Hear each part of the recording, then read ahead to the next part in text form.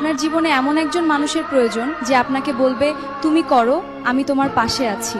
দুনিয়া যাই বলুক না কেন, দুনিয়া যদি তোমার দিকে পাথর ছুঁড়ে মারতেও আসে, তাও আমি তোমার পাশে আছি। যদি এমন কোনো মানুষের সঙ্গ আপনি পেয়ে যান না, তাহলে আপনি শুধু দুনিয়ার সাথে নয়, আপনি এই পুরো মহাবিশ্বের সাথে লড়াই করতে পারবেন। হাসি মুখের আড়ালে লুকিয়ে আছে হাজার কষ্ট। কারণ সবাই গল্প শুনতে চায়, কিন্তু ব্যথা বুঝতে চায় না। একবার দূরে সরে গিয়ে দেখো, যার জন্য তুমি পাগল সে তোমার খোঁজও নেবে না। মনে রেখো, মূল্য শুধু তারাই বোঝে যারা হারানোর ভয় পায়। হয়তো কোনোদিন তুমি আমার হবে না, তবুও তোমার স্মৃতিগুলো আজও আমার সবচেয়ে প্রিয়।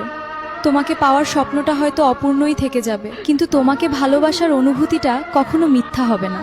কারণ একতরফা ভালোবাসায় অভিযোগ কম থাকে, আর নীরব অপেক্ষাটাই সবচেয়ে বেশি কথা বলে। যে সত্যি করে ভালোবাসবে তোমাকে ভাগ্যের ওপর ছেড়ে দেবে না। হাজারটা বাধা আসুক, তবুও তোমার হাত ছেড়ে যাবে না। কারণ সত্যিকারের ভালোবাসা শুধু মুখে নয়, কাজে প্রমাণ হয়। আর যে শেষ পর্যন্ত তোমাকে নিজের করে পাওয়ার জন্য লড়াই করে, সেই সত্যি ভালোবাসে। যাকে সবচেয়ে বেশি নিজের ভেবেছিলাম, সেই একদিন বুঝিয়ে দিল সব অনুভূতির। আজও তোমার নাম শুনলে অজান্তেই হাসি চলে আসে। আর তারপর মনে পড়ে সেই হাসির কারণটা কখনোই আমি ছিলাম না। ভালোবাসাটা তবুও আফসোস নেই, কারণ আমি অভিনয় করিনি, মন থেকে ভালোবেসেছিলাম।